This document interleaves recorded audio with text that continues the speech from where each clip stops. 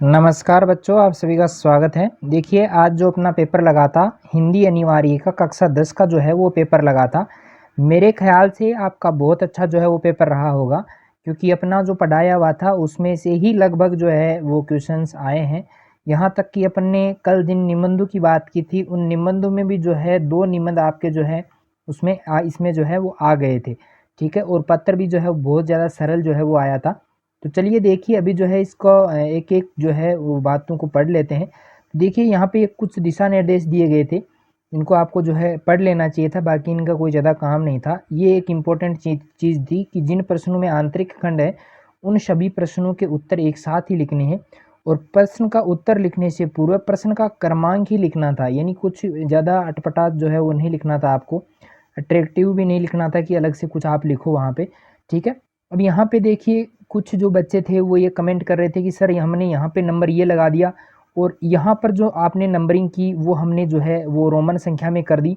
तो यहाँ पे कोई दिक्कत नहीं है, इसका कोई बड़ा इश्यू नहीं है। तो ये जो है एग्ज़ामिनर जो है वो अपने हिसाब से जो है वो इसको एडजस्ट कर लेगा। देखिए, अभी जो है इसके प्रश्नों को लेके अपन बात करते हैं और एक इम्पोर्टेंट आज न्यूज़ आपको बता दूँ कि भई जो भी बच्चे बीएसटीसी या बीएड की या पीटीईटी की मैं बात करूँ तो उनकी जो तैयारी कर रहे हैं, उनके लिए भी अपनी क्लासेज जो हैं वो जल्द शुरू होने वाली हैं। और एक बात बता दूँ कि भई जो बच्चे अभी 10th में जो है 11th में जो बच्चे हो जाएँगे, जो रिज़ल्ट आएगा जल्दी आ जाएगा, रिज़ल्ट भी मई में आने की बात है।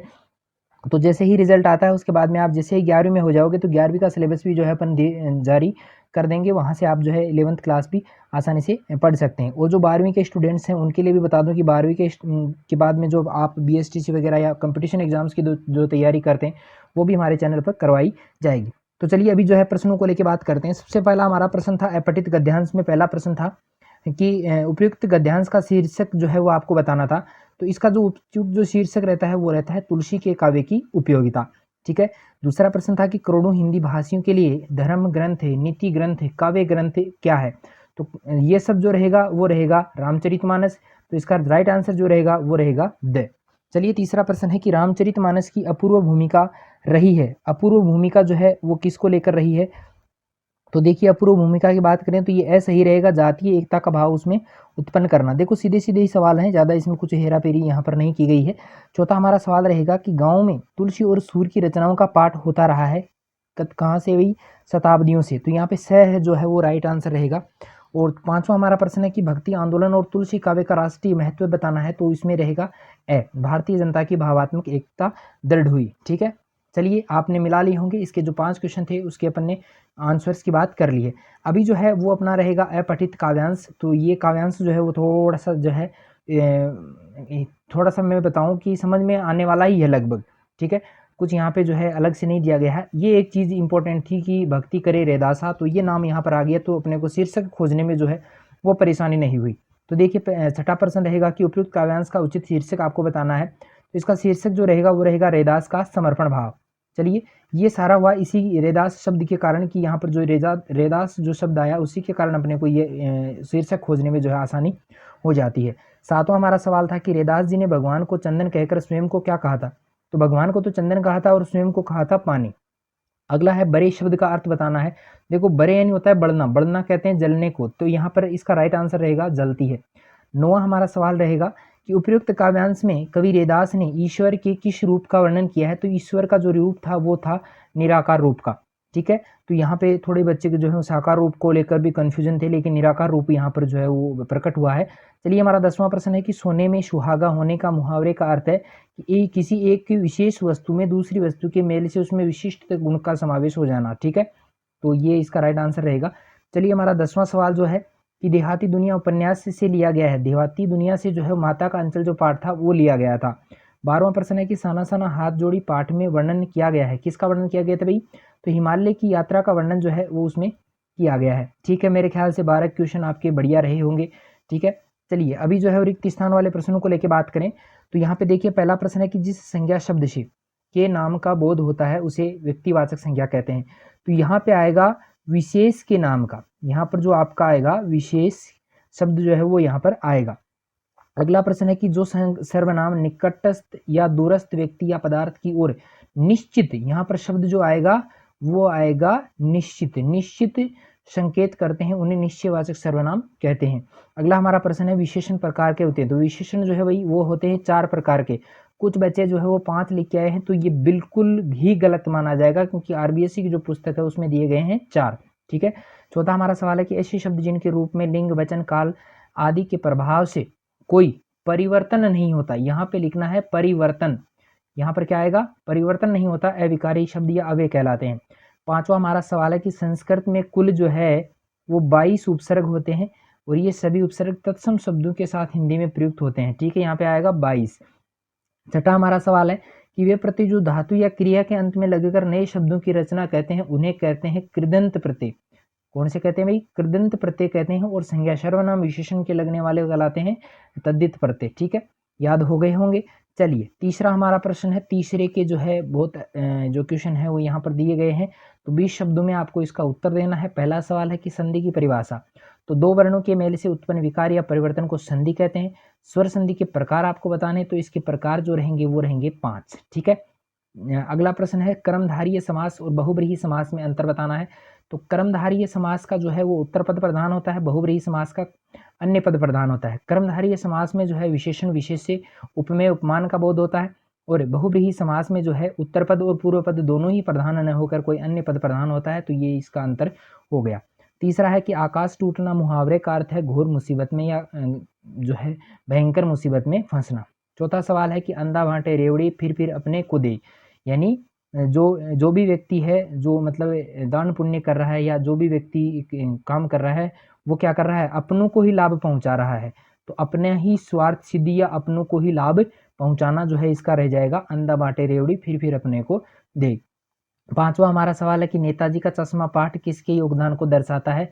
तो नेताजी का चश्मा जो पाठ था वो देशभक्ति और जो हमारे जो अपने जो देश के लिए आज़ाद हुए शहीद हुए जो हमारे देशभक्त हैं उनके प्रति सम्मान की भावना जो है वो यहाँ पर दर्शाई गई है। छठा हमारा सवाल है कि मन्नू भंडारी के पिता की सबसे बड़ी दुर्बलता क्या थी, कमजोरी क्या थी। तो उसकी सबसे बड़ी कमजोरी थी कि वो जो थे वो हमेशा जो है प्रसिद्धि को प्राप्त करना चाहते थे। उनके मन में हमेशा था कि भाई वो जो है हमेशा से बड़े व्यक्ति बनना चाहते थे। ठीक है, तो ये उनकी सबसे बड़ी कमजोरी थी। और दूसरी बात थी कि वो एक शक्की स्वभाव हो गए थे अपनों से धोखा खाने के कारण। सातवां सवाल है कि नौबत खाने में इबादत पाठ किसके बारे में। तो नौबत खाने में इबादत जो पाठ है वो है बिस्मिल्लाह खां के चरित्र को लेके, बिस्मिल्लाह खां की विशेषताओं को लेके या बिस्मिल्लाह खां के चरित्र चित्रण को लेके जो है उसमें पूरा बताया गया है। और इसके अलावा मैं बात करूं तो यहाँ पर जो धार्मिक जो एकता है उसकी बात भी यहाँ पर की गई है। चलिए आठवां हमारा सवाल रहेगा कि उद्धव तुम हो अति बड़भागी, गोपियों ने ऐसा क्यों कहा। तो देखिए उद्धव को बड़भागी बड़े भाग्यशाली कहने का उनका कारण एक ही था कि श्री कृष्ण के पास रहते हुए भी उद्धव जो थे वो प्रेम के बंधन में नहीं बंधे थे, इसलिए उनको जो है भाग्यशाली नहीं कह के यहाँ पे उसको बताया गया है अभागा। ठीक है। नौवां सवाल है कि परशुराम जी का गुस्सा कैसे शांत हुआ। तो राम के द्वारा शीतल वचन कहने से परशुराम का गुस्सा जो तो वह शांत हो जाता है। 10वां सवाल है कि आत्मकथ्य कविता में किसकी अभिव्यक्ति होती है। तो आत्मकथ्य जो कविता है उसमें जयशंकर प्रसाद जो है वो अपने जीवन में अपने मित्रों द्वारा या बार बार कहने पर कि भैया आप आत्मकथा लिखें, उसी के रूप में जो है आत्मकथा जो है वो लिखता है और अपने ही जीवन की कुछ जो घटनाएं हैं जो वो नहीं कहना चाहता उनका वर्णन भी थोड़ा सा करता है। ठीक है। 11वां सवाल है कि माता का अंचल पाठ में किसका चित्रण किया गया है। तो माता का अंचल जो पाठ था उसमें एक बच्चे द्वारा जो है किस प्रकार मुसीबत के समय अपनी माँ के आंचल में जाके, भाई हर समय वो पिता के साथ रहता है लेकिन अंतिम समय में जब उसको जो है बहुत ज़्यादा डर लगता है, बहुत ज़्यादा घबराहट जब उसको होती है तो वो अपने माता के पास ही जाता है। तो इसका चित्रण यहाँ पर किया गया है। या मैं कहूँ कि लेखक जो है अपने बचपन का या बचपन में कौन कौन से क्रियाकलाप वो करता था उन सब का चित्रण भी यहाँ पर किया गया है। दोनों ही राइट आंसर रहेंगे। चलिए अगला है युमथांग का अर्थ लिखना है। तो यहाँ युमथांग की जो है 2 अर्थ बच्चे लिख के आए हैं। वो एक तो रहेगा पर्वत। ठीक है, तो पर्वत को भी जो है वो युमथांग कहा जाता है, लेकिन इसका एक अन्य अर्थ भी जो है वो भी सामने आ रहा है। वो ये है कि फूलों की घाटी, फूलों की जो घाटी है वो भी जो है दोनों ही सही है वैसे तो। ठीक है, अगले के पास अगर फूलों की घाटी ऑप्शन आता है तो वो यही राइट मानेगा और पर्वत आता है तो ये राइट हो जाएगा। कहाँ पर स्थित है, तो इसका जो स्थित रहने का भाग है वो रहेगा सिक्किम। तो ये कहाँ पे है भाई, सिक्किम में है। तो ये आपको याद करना था। ठीक है, चलिए अभी अगले जो है वो 40 शब्दों के उत्तर आपको उसमें देने हैं 4 प्रश्न से लेके 16वें प्रश्न तक। बिल्कुल सरल प्रश्न है कि हालदार साहब ने पान वाले से क्या पूछा था। सबसे पहले क्या पूछा था वो आपको बताना था कि जैसे उसने कहा था कि भाई इस मूर्ति पर जो है नेताजी की मूर्ति का चश्मा बार-बार क्यों बदलता था, तो वही इसका राइट आंसर रहेगा। 5वां सवाल है कि बाल गोविंद भगत रेतक का चित्र के माध्यम से किसके चरित्र का उद्घाटन किया गया है, तो बाल गोविंद भगत के ही चरित्र का उद्घाटन उसमें किया गया था। ठीक है, वो क्या-क्या किया गया था वो भी थोड़ा-सा वो इसमें लिखना है, क्योंकि 40 शब्दों तक लिखना है, एक नाम लिख कर नहीं छोड़ना है ना। चलिए छठा सवाल है कि नवाब साहब ने खीरे की फाँकों को बिना खाए ही क्यों फेंक दिया? तो भई उससे उसकी जो नवाबी जो शौक था, नवाबी जो शान और शौकत थी, वो उसकी फीकी पड़ सकती थी। 7वां सवाल है कि काशी में मरण भी मंगल क्यों माना जाता है? क्योंकि काशी को जो है वो जन्नत के समान मानते हैं। काशी में जो है लोग अपने पापों को जो है धोने आते हैं, तो इसीलिए वहाँ पर मरना भी जो है मंगल माना जाता है, क्योंकि वही जो है बिस्मिल्लाह खां की भूमि भी रही है। चलिए गोपियों ने राजधर्म किसे कहा है? ये प्रश्न आपको बढ़िया से आता होगा, क्योंकि ये करवाए हुए हैं। क्रिया की परिभाषा कर्म के आधार पर जो है क्रिया को उदाहरण सहित भी समझाना है, तो ये थोड़ा-सा बड़ा क्वेश्चन जो है वो यहाँ पर बन गया था।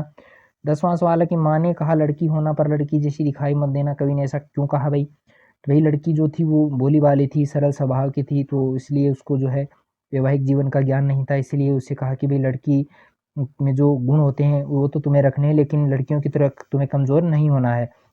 चलिए 11वां सवाल है कि उत्साह कविता के माध्यम से कवि क्या संदेश देना चाहता है, ये भी सरल था। 12वां प्रश्न था कि ग्रामीण अंचल में बच्चों के खेल कौन-कौन से होते हैं, ठीक है? ये तो सबको आता होगा ना, गाँव के ही सारे बच्चे। चलो बाज़ार के हैं तो उनको भी जो है गाँव में खेले ही होंगे कभी तो। 13वां सवाल है कि जॉर्ज पंचम के नाग पाठ जो पाठ है उसमें सत्ता की जो सत्ता से जुड़े हुए जो लोग हैं उनकी किस मानसिकता को दर्शाती है, तो यहाँ पे उनकी गुलामी की मानसिकता जो है उसको दर्शाया गया है। थोड़े आंसर बड़े लिखने हैं, इतने मैं थोड़ा-थोड़ा बता रहा हूँ ना। तीस्ता नदी जो है वो कहाँ बहती है भई? तीस्ता नदी तो ये तो आप देख लेना, ठीक है?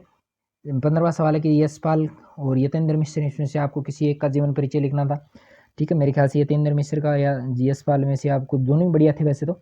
चलिए अगला है अपना सूर्यकांत त्रिपाठी निराला या तुलसीदास। तुलसीदास का वाला आप करके आए होंगे, बहुत अच्छा जो है था ये यहाँ पे आ गया। मैंने जो बताए थे वो वही आए हैं सारे के सारे, ठीक है? 17वां हमारा खंड छ जो है वो शुरू हो जाता है। यहाँ पे 17वां सवाल है, सप्रसंग व्याख्या करनी है। ये बार-बार सोचते ये जो रहेगा वो अपना रहेगा, ये जो अपना पाठ था, कौन सा पाठ था भाई? नेताजी का चश्मा वाला पाठ था, ठीक है? दूसरा जो है वो शहनाई वाला यानी बिस्मिल्लाह खां वाला पाठ रहेगा। चलिए आगे मैं बात करूँ तो यहाँ पे देखिए गद्य पद्यांश की सहप्रसंग व्याख्या आपको करनी थी, तो जिसमें से पहला जो हरि पक्षी वाला आया है, ये अपना पहला ही पाठ रहेगा। सूरदास वाला उसमें से आया है। वेरी वेरी जो था अपने आता था अपने को बढ़िया से, ढंग से जो आता था वही यहाँ पर आ गया है। अगला है कि लड़की अभी सयानी नहीं होती, ये कन्यादान पाठ से लिया गया है, ठीक है?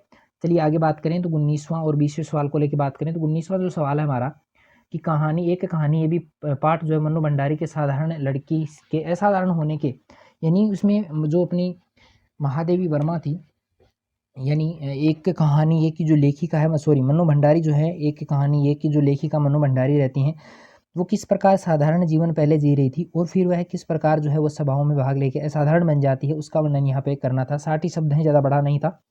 चलिए 20वां ये अगला सवाल था कि लेकिन भगत का निर्णय अटल था, तू जा नहीं तो मैं इस घर को छोड़कर चल दूँगा, ऐसा बाल गोविंद भगत ने क्यों कहा होगा? ठीक है? तो भाई बाल गोविंद भगत तो जानता था कि अपना जीवन तो अभी जो है समाप्त होने वाला है और इसका जीवन जो है पूरा बाकी है, तो वो इस प्रकार के ख़्यालों का व्यक्ति था, तो इस प्रकार उन्होंने ऐसा कहा होगा। 20वां सवाल है कि ये दंतुरित मुस्कान कविता में कवि ने क्या संदेश दिया है? वेरी वेरी मतलब बहुत अच्छे से आपको आता था। छाया मत छूना कविता के माध्यम से कवि किस सत्य को उद्घाटित करता है? ये भी आपको आता था बढ़िया से। करवाए हुए हैं भाई सारे के सारे। अगला अपना द खंड था, तो द खंड में देखो अपन ने जो था कल शाम की मैं बात करूँ तो कल शाम को देखिए ये अपन ने पढ़ा था, ये मैंने बताया था कि ये आएगा और राजस्थान के त्योहारों की भी मैंने बात की थी, तो ये दोनों जो हैं वो आ गए हैं आपके। आप कोरोना वाला बढ़िया से करके आए होंगे, आपके गुरुजनों ने भी आपको यही बताया होगा। चलिए 22वां प्रश्न था, ये सेवा में श्रीमान वाला ही था, बहुत सरल जो है वो आपके लिए आया था। ठीक है? विद्यालय में पुस्तकों में बाल उपयोगी पुस्तकें मँगवाने तो प्रधानाचार्य को पत्र लिखना था, बहुत ज़्यादा सरल था, ठीक है? और ये भी सरल ही था। आगे मैं बात करूँ 23वां प्रश्न जो है उसमें एक जो है विज्ञापन आपको तैयार करना था। तो राजकीय उच्च माध्यमिक विद्यालय नमनपुर के चित्रकला छात्रों द्वारा बनाए गए चित्रों की बिक्री हेतु, तो ये तो बहुत ज़्यादा सरल था भई, है ना? विद्यालय का नाम लिख देना था ऊपर और फिर जो है चित्रों की बिक्री भी हमारे विद्यालय के छात्रों ने ये जो है चित्र बनाए हैं, इस प्रकार के चित्र बनाए हैं, इनकी बिक्री जो है वो इस तारीख को की जाएगी, वो सारा का सारा उसमें आप लिख सकते थे। नवसृजन संस्था द्वारा जो है नई मूर्तियों की बिक्री हेतु विज्ञापन, तो बहुत ज़्यादा सरल है भाई दोनों के दोनों ही, ठीक है? विज्ञापन वाले बहुत ज़्यादा सरल आए हैं। तो मेरे ख्याल से अपने यहाँ पे जो है कोई भी प्रश्न ऐसा नहीं आया होगा जो आपको नहीं आता हो। कुछ एक क्वेश्चन है उनमें आपके थोड़ा बहुत कन्फ्यूज़न रहा होगा, फिर भी जो है बहुत अच्छा पेपर आपका गया होगा। और आज के लिए इतना ही, मिलते हैं फिर एक नई वीडियो के साथ में, तब तक के लिए धन्यवाद।